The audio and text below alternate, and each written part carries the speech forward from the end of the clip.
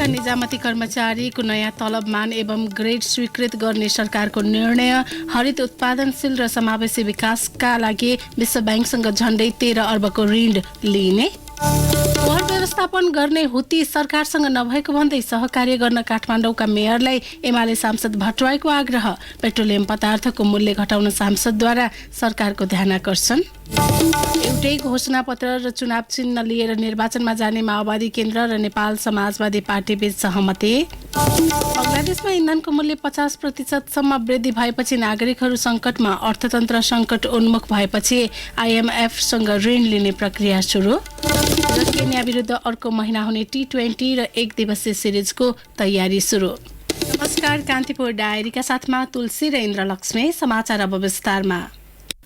सरकारले सबै तहका निजामती कर्मचारीको नयाँ तलबमान एवं ग्रेड स्वीकृत गर्ने निर्णय गरेको छ। गत साउन 26 गते बसेको मन्त्री परिषद बैठकको निर्णय सार्वजनिक गर्दै सरकारका प्रवक्ता ज्ञानेन्द्र बहादुर कार्कीले चालु आर्थिक वर्षको बजेटमा सरकारी कर्मचारीको तलब 15% वृद्धि गर्ने घोषणालाई साउन 1 गतेदेखि लागू हुने गरी स्वीकृत गर्ने निर्णय गरेको जानकारी दिनुभयो। यस्तै बैठकले आर्थिक वर्ष 2078-79 का लागि ऊर्जा, जलस्रोत तथा सिंचाई मन्त्रालय, कानून, न्याय तथा संसदीय मामिला मन्त्रालय र कृषि तथा पशुपन्छी विकास मन्त्रालय अन्तर्गत विभिन्न आयोजनाहरूका लागि अस्थायी तथा स्थायी दरबन्दी स्वीकृत गर्ने पनि निर्णय गरेको छ। राजपत्राङ्कित श्रेणीका 51 पदको अस्थायी दरबन्दी तथा 58 पदको स्थायी दरबन्दी स्वीकृत गर्ने निर्णय भएको सरकारका प्रवक्ता कार्कीले जानकारी दिनुभयो। सबै तहका निजामती कर्मचारी, नेपाली सेना, नेपाली प्रहरी, सशस्त्र प्रहरी बल, नेपाल स्वास्थ्य सेवा, संसद सेवा, सामुदायिक विद्यालयमा कार्यरत शिक्षकका लागि 2079 साउन 1 गते लागू हुने गरी नयाँ तलबमान एवं ग्रेड स्वीकृत गर्ने। यस्तै बैठकले विश्व बैंकबाट हरित उत्पादनशील र समावेशी विकासका लागि प्राप्त हुने करिब 12 अर्ब 70 करोड ऋण सहायता र जापान सरकारबाट पूर्वी तराईको सिंचाई प्रणाली पुनर्स्थापना योजनाका लागि प्राप्त हुने करिब 2 अर्ब 13 करोड 64 लाख अनुदान सहायता स्वीकार गर्ने निर्णय पनि गरेको छ।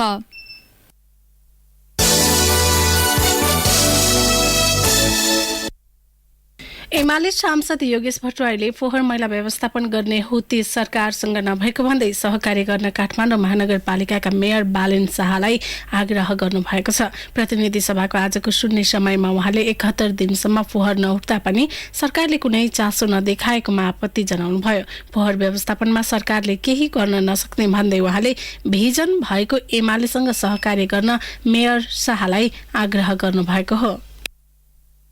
प्रधानमन्त्रीले कुनै पहल गर्नुभएको छैन। सम्बन्धित मन्त्रीहरू बेखबर छन्। फोहोरले काठमाडौँलाई डुङडुङती गनाउने अवस्थामा पुगेको छ। यो सरकारले कुनै पहल कदमी गर्न सक्दैन। यो सरकारको हुती पनि छैन। त्यसैले म सरकारको ध्यानाकर्षण गर्दिनँ। आज म काठमाडौँका मेयर बालेन शाहलाई भन्न चाहन्छु, आउनुहोस् ठोस प्रस्तावसहित नेकपा एमालेसँग त्यो भिजन छ, त्यो दृष्टिकोण छ। नेकपा एमाले पूर्ण क्षमताका साथ तपाईँलाई सहयोग गर्न तयार छ। यदि तपाईँ सरकारको भर पर्नुभयो भने तपाईँ असफल हुने निश्चित छ। काठमाडौँको बर्बादी हुनेछ। सांस्कृतिक सहर काठमाडौँलाई सबै मिलेर रक्षा गरौँ। त्यस्तै एमालेकै अर्का सांसद भूमि प्रसाद त्रिपाठीले बन्सरी डाँडाको ल्यान्डफिल साइट सञ्चालनमा ल्याउने क्रममा भएको विवादको निरूपण गर्न जरुरी रहेको बताउनुभयो। सहमति गर्ने तर कार्यान्वयन नगर्ने परिपाटीको अन्त्य नभएसम्म फोहोर व्यवस्थापन सदैव चुनौतीपूर्ण रहिरहने उहाँले उल्लेख गर्नुभयो।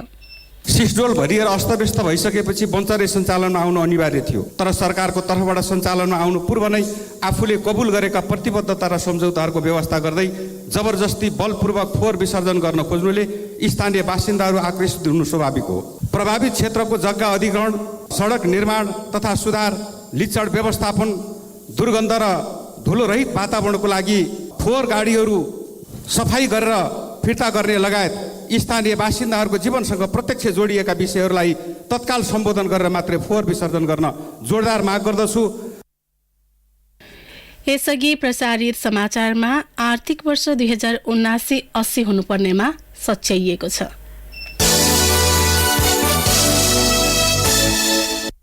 अन्तर्राष्ट्रिय बजारमा पेट्रोलियम पदार्थको भाउ घटे पनि नेपालमा नघटाइएकोमा सांसदहरूले आपत्ति जनाएका छन्। उनीहरूले तत्काल मूल्य समायोजन गर्न सरकारको ध्यान आकर्षण गराएका छन्। नेपाली कांग्रेसकी मीना सुब्बाले पेट्रोलियम पदार्थको मूल्य प्रति ब्यारेल 25 अमेरिकी डलरले घट्दा समेत नेपाल आयल निगमले महँगोमा बेच्दै आएकोमा आपत्ति जनाउनुभयो।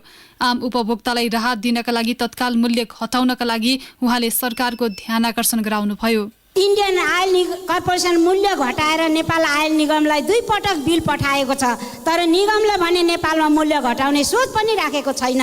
मूल्य नघटाउँदा उपभोक्ता मारमा परेका छन्। सभामुख महोदय, मूल्य बढ्दा तत्काल बढाउने तर घटाउँदा नघटाउने यो कस्तो परिपाटी हो सभामुख महोदय? त्यस्तै कांग्रेसकै अर्का सांसद राजन केसीले आयल निगमले यसअघि स्वचालित मूल्य प्रणाली लागू गरे पनि अहिले इन्डियन आयल कर्पोरेसनबाट आएको मूल्य सूची अनुसार मूल्य समायोजन गर्न अटेर गरेकोमा आपत्ति जनाउनुभयो। निगमलाई परेको घाटा र हाल मूल्य नघटाउँदा भएको नाफाको हिसाब किताब सार्वजनिक गर्न पनि उहाँले माग गर्नुभयो। अटो सिस्टम अगाडि बढाउनु पर्यो कि त अब अटो सिस्टममा छैन भनेर घोषणा गर्नु पर्यो। मूल्य बढ्दा उपभोक्तालाई मार पर्ने, मूल्य घट्दाखेरि आयल निगमलाई नै यो सर्वथा ठिक कुरा होइन।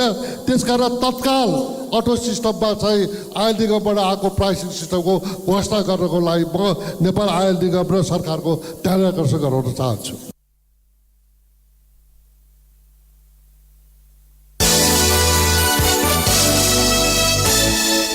माओवादी केन्द्र र डाक्टर बाबुराम भट्टराई नेतृत्वको नेपाल समाजवादी पार्टी बीच एउटै चुनाव चिन्ह र घोषणा पत्रबाट निर्वाचनमा जाने सहमति भएको छ।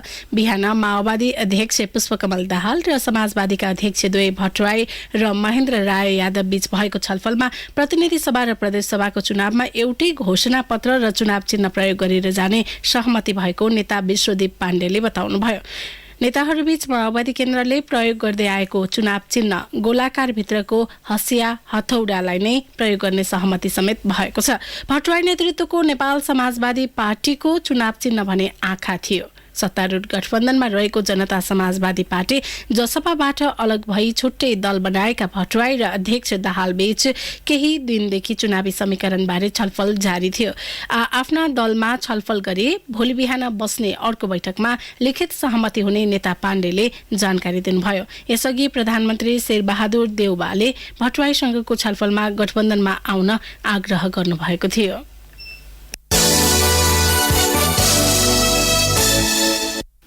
प्रमुख निर्वाचन आयुक्त दिनेश कुमार थपलियाले संघीय र प्रदेश सभा निर्वाचनमा प्रत्यक्षतर्फ उम्मेदवारी दिएका दलको मात्रै चुनाव चिन्ह राखेर मतपत्र छापिने बताउनु भएको छ।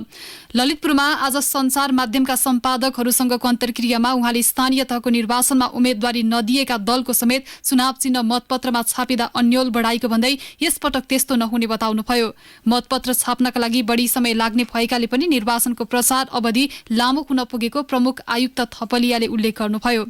निर्वाचन खर्च महँगो भएको गुनासो बढेको प्रति आयोगको ध्यान आकर्षण भएको र त्यसलाई कम गर्न केही मापदण्ड बनाएर अवधि 15 दिनको राख्ने बारे छलफल जारी रहेको उहाँले बताउनुभयो। हाल उम्मेदवारी दर्ता गरेपछि निर्वाचनको प्रचारका लागि उम्मेदवारसँग मौन अवधि बाहेक 39 दिनको समय हुन्छ। निर्वाचनको मौन अवधि 48 घण्टाबाट घटाएर 24 पुर्याउने बारे पनि आयोग परामर्श लिने काममै रहेको थपलियाले बताउनुभयो। विद्युतीय मतदानमा जान आयोग तयार रहे पनि दलहरूबीच सहमति कायम हुन नसक्दा यसपटक विद्युतीय मतदानमा जान नसकिएको उहाँले उल्लेख गर्नुभयो। यद्यपि राष्ट्रपति र उपराष्ट्रपतिको निर्वाचन भए पनि विद्युतीय मतदानको व्यवस्था गर्ने आयोगको सोच रहेको पनि उहाँले सुनाउनुभयो। संघीय संसदको दुवै सदनबाट पारित भएर प्रमाणीकरणका लागि आएको नागरिकता विधेयक राष्ट्रपति कार्यालयले फिर्ता गर्ने संकेत गरेको छ। सो विधेयक सम्भवतः आज फिर्ता हुने राष्ट्रपति कार्यालय उच्च स्रोतले जनाएको छ।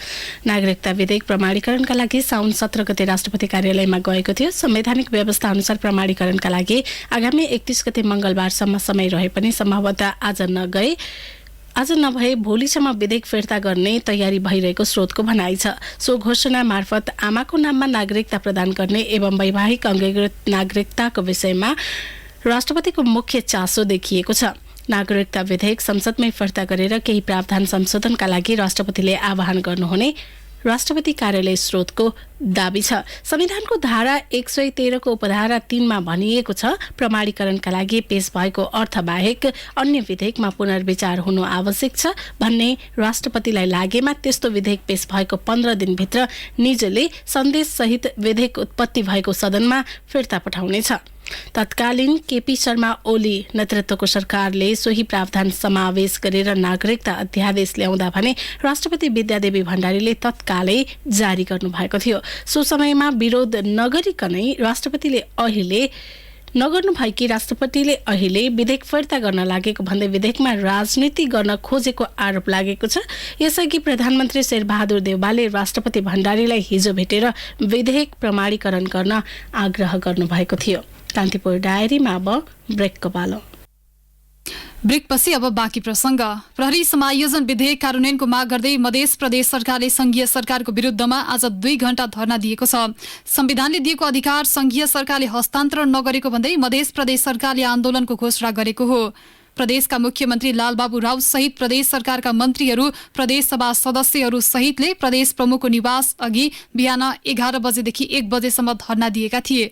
मुख्यमन्त्री राउतले 2076 माघ 28 गते राष्ट्रपतिबाट प्रमाणीकरण भइसकेको प्रहरी समायोजन ऐन कार्यान्वयन ढिलाइ गरेको भन्दै आन्दोलन सुरु गरेको बताउनुभयो। मुख्यमन्त्री राउतले प्रहरी समायोजनका लागि प्रधानमन्त्रीदेखि सबै दलका शीर्ष नेताहरूलाई ध्यानाकर्षण गराउँदा पनि माग सुनवाई नभएको गुनासो गर्नुभयो। मध्य प्रदेश सरकारले एक साता अघि विधेयक कार्यान्वयनका लागि प्रधानमन्त्री शेरबहादुर देउवाको ध्यानाकर्षण गराएको थियो। अब अन्तर्राष्ट्रिय प्रसङ्ग। बंगलादेशमा पछिल्लो एक सातामा इन्धनको मूल्य 50% वृद्धि भएको भन्दै सर्वसाधारण सडकमा उत्रिएका छन्। युक्रेनमा जारी युद्धका कारण इन्धनको मूल्य बढेको सरकारको दाबी छ। आर्थिक कठिनाईको सामना गरिरहेको बंगलादेशमा पेट्रोलको मूल्य प्रति लिटर 86 बंगलादेशी टाकाबाट 130 टाका पुर्याइएको हो। डिजेल र मट्टीतेलको मूल्यमा 42.5%ले वृद्धि गरिएको छ। बंगलादेशले श्रीलङ्का र पाकिस्तानको जस्तै आर्थिक कठिनाई खेप्नु परेको बीबीसीले उल्लेख गरेको छ। बंगलादेशले अन्तर्राष्ट्रिय मुद्रा कोषबाट ऋणका लागि प्रक्रिया समेत सुरु गरेको बताइएको छ। विश्वकै तीव्र रूपमा आर्थिक वृद्धि दर हासिल गरेको सूचीमा परेको बंगलादेश पछिल्लो समय 81 आर्थिक संकटको चपेटामा पुगेको हो। अफगानिस्तानको काबुलमा रोजगारी र स्वतन्त्रताका लागि भन्दै तालिबानी सरकारको विरुद्धमा सडकमा उत्रिएका छन्। तालिबानले महिला विरुद्ध लिएका नीतिले आफ्नो अधिकार हनन भएको र काम गर्न पाउने अधिकार समेत खोसिएको भन्दै 40 भन्दा बढी महिलाहरू सडकमा उत्रिएका हुन्।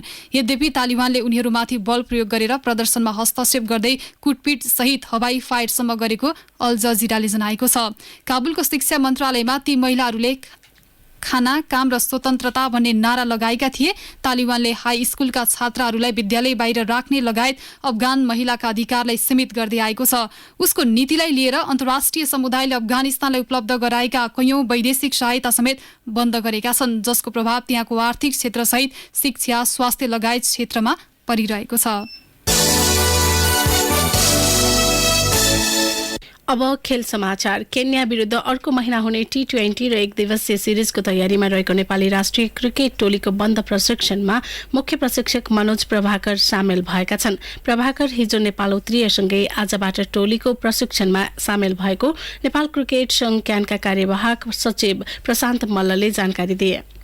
राष्ट्रिय टोली केही दिन अघिदेखि प्रशिक्षणमा रहेका छन्। मुख्य प्रशिक्षक प्रभाकरको प्रशिक्षणमा नेपालले केन्यासँग आगामी भाद्र 9 देखि 14 गतेसम्म 5 T20 अन्तर्राष्ट्रिय र भाद्र 17 देखि 20 सम्म 3 1 दिवसीय सिरिज खेल्दैछ। त्यसका लागि क्यानले सन्दीप लामिछानेको कप्तानीमा 16 सदस्यीय टोलीको घोषणा यसअघि नै गरिसकेको छ। दुवै सिरिज केन्याको घरेलु मैदानमा हुनेछ। सिरिजका लागि राष्ट्रिय टोली आगामी भाद्र 6 गते केन्या जाँदैछ।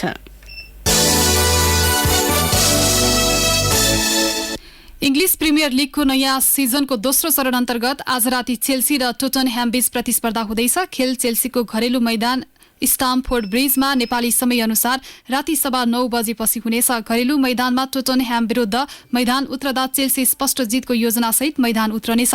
यता टोटनह्याम पनि घरेलु टोली चेल्सीलाई पराजित गर्ने लक्ष्यमा हुनेछ। दुवै टोली लगातार दोस्रो जितको खोजीमा हुने भएका कारण खेल निकै रोमाञ्चक र प्रतिस्पर्धात्मक हुने अपेक्षा गरिएको छ। चेल्सीले पहिलो खेलमा एभर्टन तथा टोटनह्यामले साउथ ह्याम्पटनलाई हराएको थियो। यस्तै प्रिमियर लिगकै अर्को खेलमा नटिनहम फरेस्ट र वेस्ट ह्याम युनाइटेड बीच प्रतिस्पर्धा हुनेछ। खेल साँझ 7:15 बजे सुरु हुनेछ। दुवै टोली पहिलो जितको खोजीमा हुनेछन्।